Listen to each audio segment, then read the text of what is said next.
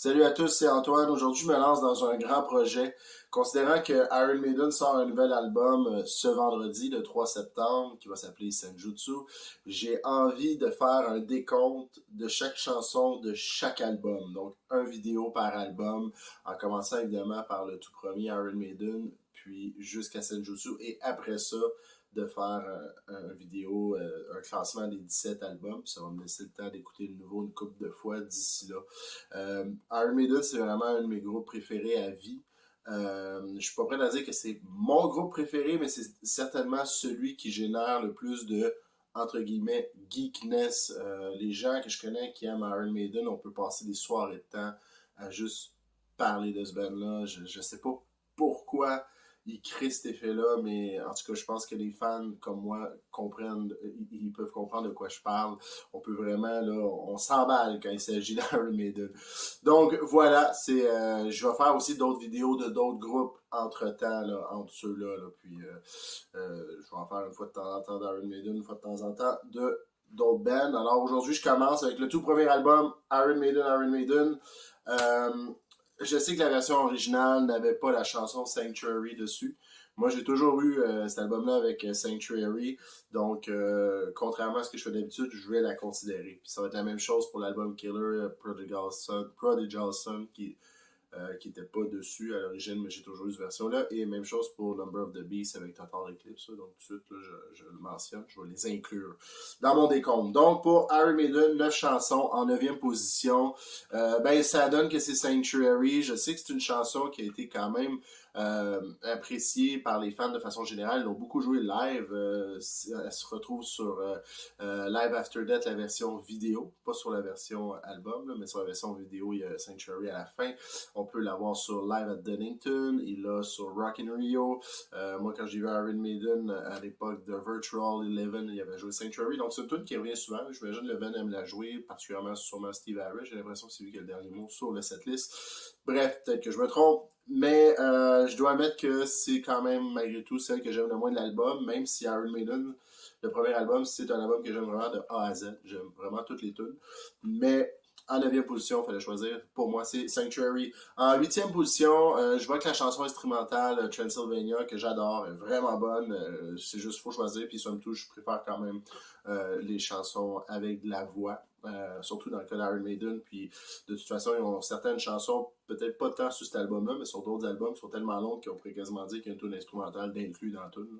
Mais bref, ça, c'est une autre histoire. Ce qui m'amène à la 7e position, je vais avec une tune qui est un peu différente de tout ce qu'ils ont fait, je crois. C'est Strange World, que je trouve super bonne. Je sais pas qu'est-ce que ça donnerait une chanson dans ce genre-là avec Bruce Dickinson. Peut-être le plus près qu'ils sont arrivés, c'était avec Children of the Dam sur l'album Number of the Beast. Là. Mais en tout cas, ça a un côté un peu crooner. Ça fait une ambiance un peu comme dans un petit bar. Je sais pas, c'est moi qui... J'étais tout seul à trouver ça, là, mais Strange World.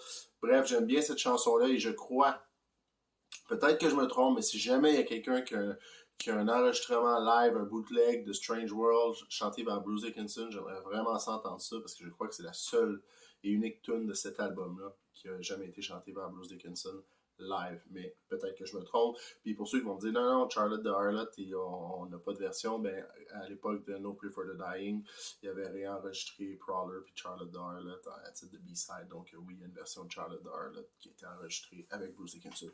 Bref, c'est ça. Ce qui m'amène à la 6e position, ben j'y vais avec Running Free, puis Running Free en réalité est très bonne. Je me demande si je pense que c'est le refrain un peu. Je suis un peu tanné. Je trouve qu'il a plus ou moins bien vieilli. Mais le reste de la tune, c'est super catchy. Il joue beaucoup live. Ça aussi, c'est une autre tune qu'on retrouve sur plusieurs albums live, dont Live After Death.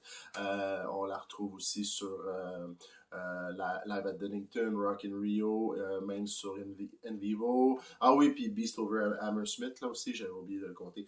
Bref, Running Free, elle revient beaucoup. C'est quand même un hit du groupe. Je la trouve le fun, mais bon, ça donne qu'il y a d'autres tunes que je classe plus élevées sur cet album-là. Ce qui m'amène à la 5e position, et je vais avec Charlotte the Harlot, qui est probablement la tune qui qui a passé le plus inaperçu de l'album, je crois, comparé à toutes les autres. Là, il me semble que Charlotte the Harlot, c'est l'avant-dernière aussi, elle n'est pas positionnée dans l'album d'une façon est-ce qu'elle soit très très mémorable. Mais moi je l'aime bien, des crédits de Dave Murray d'ailleurs sur ce tune-là, pas beaucoup de crédits de Dave Murray de façon générale, là, c'est probablement le membre le plus discret d'Iron Maiden côté composition, même s'il est super important au son du band.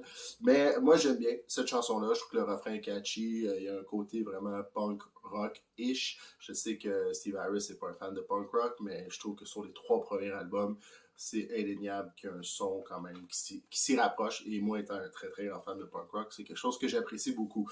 Alors voilà.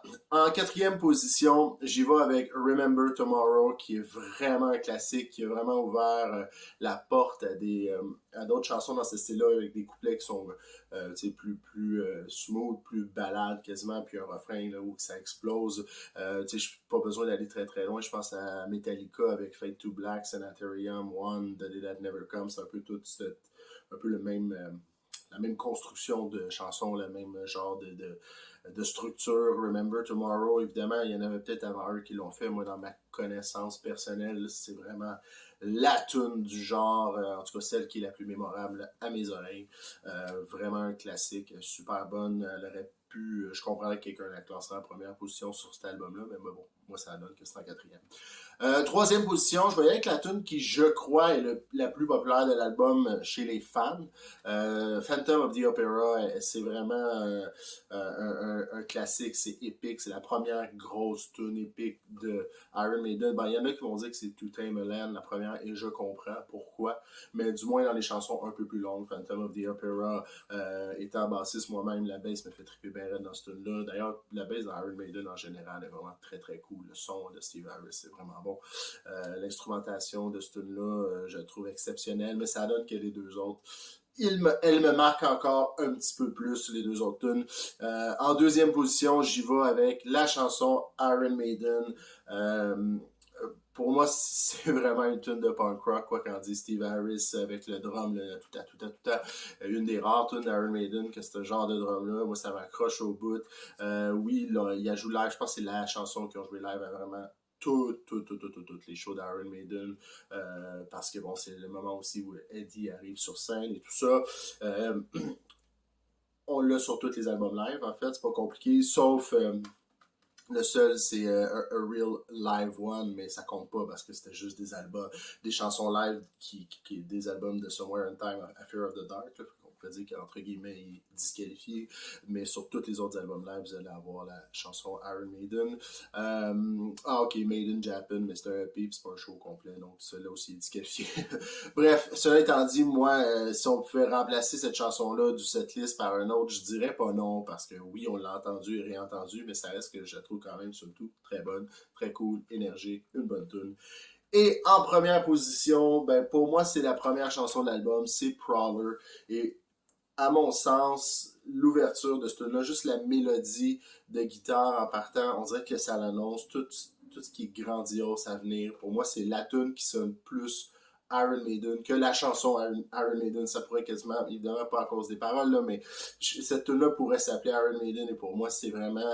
ça annonce quelque chose de gros. La mélodie au début, c'est une excellente tune d'ouverture, selon moi. Et Prowler, somme tout, c'est difficile. Ben, je les aime vraiment toutes les chansons sur cet album-là, mais je vais en choisir juste une, celle qui est la plus mémorable à mes oreilles, c'est Prowler. Alors voilà, c'était mon décompte du premier album d'Iron Maiden. Après, le prochain, ça va être Killer. Je vais y aller dans l'ordre, Number of the Beast, etc. Puis entre-temps aussi, comme je disais tantôt, je vais aussi faire d'autres groupes, d'autres styles musicaux. Donc sur ce, merci, puis commentez les fans d'Iron Maiden particulièrement.